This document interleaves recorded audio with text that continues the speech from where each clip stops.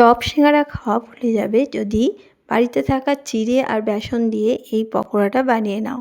এই পকোড়াগুলো খেতে এতটা টেস্টি হয় যে চায়ের সঙ্গে কিন্তু একদম জমে যাবে। নিরামিষ দিনে এরকম চায়ের সাথে যদি এই পকোড়াগুলো বানিয়ে নাও তাহলে কিন্তু খেতে অসাধারণ হয়। একদম মুচমুচে পকোড়া তৈরি হবে আর খেতেও কিন্তু দারুণ টেস্টি হয়। তো দেখো আমি এটা বানানোর জন্য প্রথমে একটা বাটির মধ্যে 1 কাপ মতো নিয়ে নিচ্ছি চিড়ে। এখানে চিড়েটাকে কিন্তু ভালোভাবে ধুয়ে নিতে হবে। চিড়ের মধ্যে অনেক নোংরা থাকে, তো সেটাকে কিন্তু ভালোভাবে পরিষ্কার করে ধুয়ে নিতে হবে। আমি প্রায় 3 থেকে 4 বার ভালোভাবে ধুয়ে পরিষ্কার করে নিয়েছি। দেখে তোমরা বুঝতেই পারছো নিশ্চয়ই।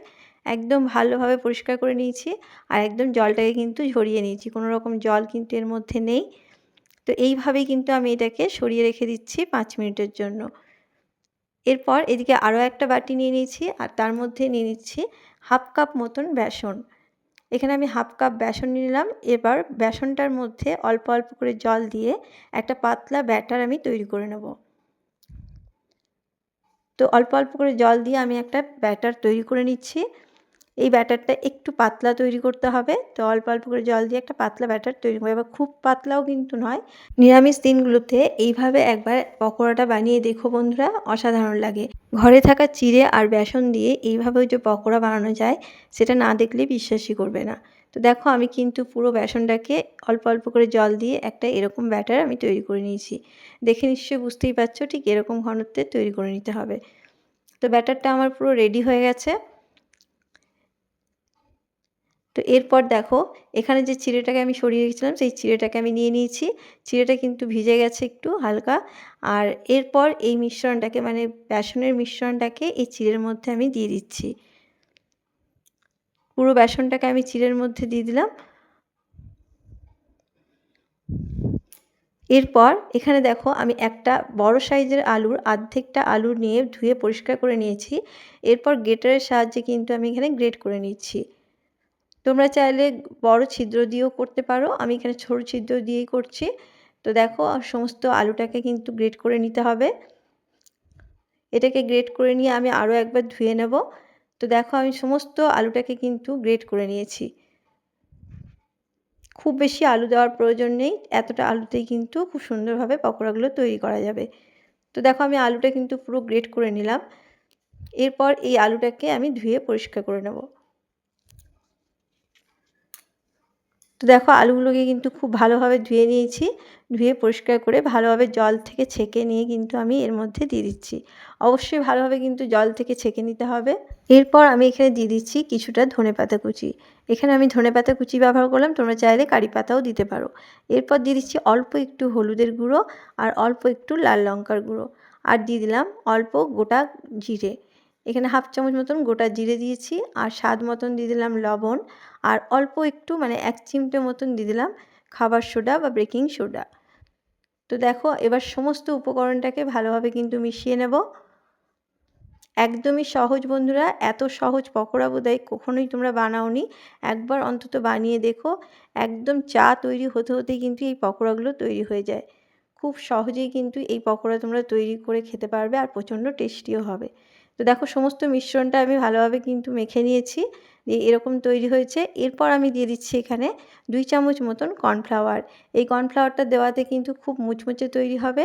তো কর্নফ্লাওয়ারটা দেওয়ার চেষ্টা করবে। কর্নফ্লাওয়ারটা দিয়ে ভালোভাবে কিন্তু আমি এবার মিশিয়ে নিচ্ছি। এই কর্নফ্লাওয়ারটা দেওয়ার কারণে কিন্তু অনেকক্ষণ ধরেই কিন্তু এই পকোড়াগুলো মুচমুচে থাকবে।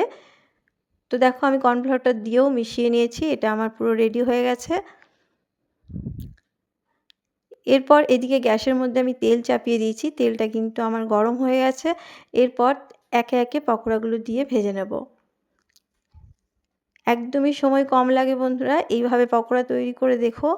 আর চা তৈরি করতে করতেই এই পকোড়া তোমরা গরম গরম পকোড়া কিন্তু একদম রেডি হয়ে যাবে। একবার শুধু ট্রাই করে দেখো বন্ধুরা, আশা করব তোমাদের খুব পছন্দ হবে।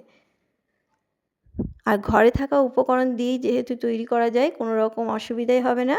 তো দেখো আমি সমস্ত পকোড়াগুলোকে দিয়ে দিচ্ছি যতগুলো আমার ধরলো। তো একটা ব্যাচে আমি এতগুলো দিয়ে দিয়েছি, এরপর ভালোভাবে ভেজে নিলেই কিন্তু হয়ে যাবে।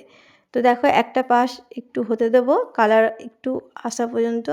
তো একটা পাশ দেখো একটু কিন্তু হয়ে গেছে। এরপর এগুলোকে উল্টে পাল্টে ভেজে নিতে হবে। গ্যাসের আঁচকে মিডিয়ামে রেখে কিন্তু এগুলোকে ভেজে নিতে হবে।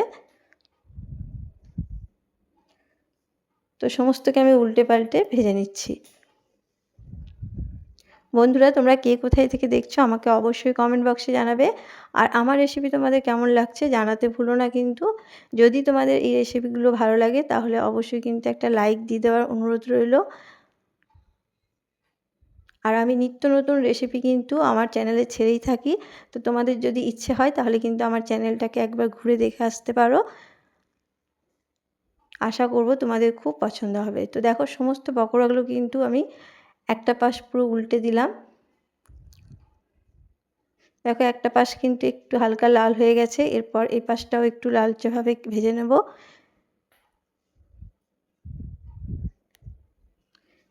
তো দেখো কালারটা কিন্তু অনেকটাই চেঞ্জ হয়ে গেছে এবং খুব মুচমুচে তৈরি হয়েছে। এগুলো কিন্তু পুরো ভাজা হয়ে গেছে, দেখতেই পাচ্ছ। আর কিন্তু ভাজার কোনো প্রয়োজন নেই, এটা রেডি হয়ে গেছে। তো চলো এগুলোকে আমি এবার তুলে নেব। তো এগুলো সমস্ত আমি তুলে নিচ্ছি।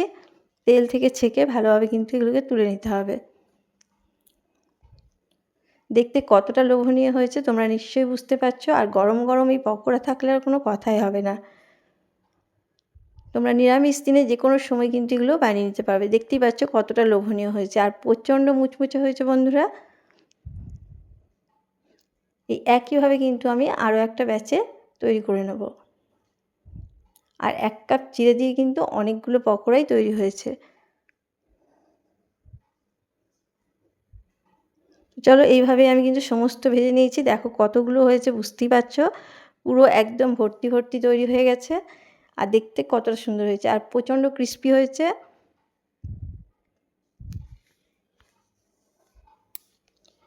দেখো কতটা সুন্দর হয়েছে। এরপর তোমাদেরকে আমি আওয়াজ শুনিয়ে দেখাচ্ছি।